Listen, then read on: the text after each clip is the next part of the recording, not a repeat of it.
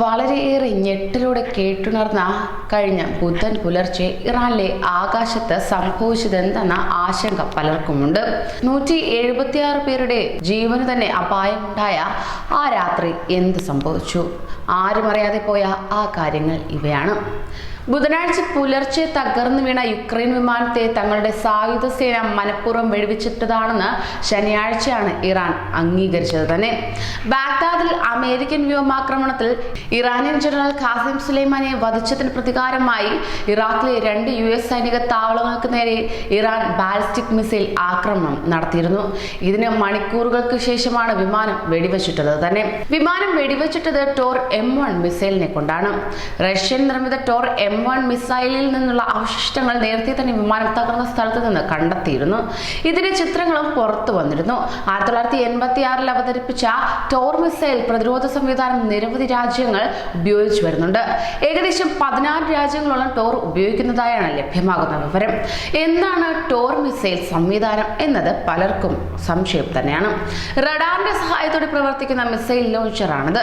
സൈനിക വാഹനത്തിൽ കൊണ്ടുപോകാവുന്ന സിസ്റ്റത്തിൽ നിന്ന് ട്രാക്ക് ചെയ്ത വസ്തുവിനെ തകർക്കാവുന്ന ഒരു ഹ്രസ്വദൂര പോയിന്റ് ഡിഫൻസ് സംവിധാനമാണ് നാറ്റോയുടെ SA-15 ഗ്രൗണ്ട്ലെറ്റ് എന്നും വിളിക്കുന്ന ഈ ടോർ മിസൈൽ ടാർഗറ്റ് ചെയ്യുന്നത് എങ്ങനെയാണെന്നാണ് അടുത്ത സംശയം. 6000 മീറ്റർ അതായത് 20,000 അടി ഉയരത്തിലും 12 കിലോമീറ്റർ അതായത് 7.5 മൈൽ പരിധിയിലുമുള്ള ടാർഗറ്റിനെ നേരിടാൻ ടോർ മിസൈൽ സിസ്റ്റത്തിന് സാധിക്കുന്നതായിരിക്കും. ഇത് പ്രത്യേക സൈനിക വാഹനത്തിൽ കൊണ്ടുപോകാൻ കഴിയുന്നതാണ്. വ്യോമമേഖലയ്ക്ക് ഏറെ ഭീഷണി സൃഷ്ടിക്കാൻ കഴിയുന്നതാണ് Tor missile system. Tor missile എങ്ങനെയാണ് പ്രവർത്തിക്കുന്നത് എന്നതാണ് മറ്റൊരു ചോദ്യം. സൈനിക വാഹനവും ക്രൂസ് മിസൈലുകളും ഉൾപ്പെടുന്നതാണ് ടോർ സിസ്റ്റം. വ്യോമ പ്രതിരോധത്തിനായി രൂപകൽപ്പന ചെയ്തിട്ടുള്ളവയാണിത്. സാധാരണഗതിയിൽ റഡാറിൽ കാണപ്പെടുന്ന വസ്തുക്കളെയാണ് ടാർഗറ്റ് ചെയ്യുന്നത്. ശത്രുക്കളുടെ വിമാനമോ മറ്റ് പേടകങ്ങളോ കണ്ടാൽ റഡാർ ഉപയോഗിച്ച് ലോക്ക് ചെയ്ത് ആക്രമണം നടത്തി വരുന്നു. യുക്രൈൻ വിമാനം ടോർ മിസൈൽ ലക്ഷ്യമിട്ടിരുന്നു എന്നതാണ് ഉയർന്നു വന്ന മറ്റൊരു സംശയം. ബുധനാഴ്ച തകർന്ന യുക്രൈൻ ഇന്റർനാഷണൽ എയർലൈൻസ് ഫ്ലൈറ്റ് 752 അബദ്ധത്തിലാണ് ഇറാൻ സേന വെടിവെച്ചിട്ടത്. സാധാരണ യാത്രാ വിമാനങ്ങൾക്ക് മിസൈലിനെ പ്രതിരോധിക്കാനുള്ള ശേഷിയൊന്നും ഇല്ലതാനും. മിസൈലിനോട് പ്രതികരിക്കാൻ ഫ്ലൈറ്റ് ക്രൂവിന് സമയം പോലും ലഭിച്ചില്ല. യുക്രൈൻ വിമാനം ഇറാന്റെ സെൻസിറ്റീവ് മിലിറ്ററി സെന്ററിലേക്ക് തിരിഞ്ഞതോടെയാണ് സൈനികർ തെറ്റിദ്ധരിക്കപ്പെട്ടത്.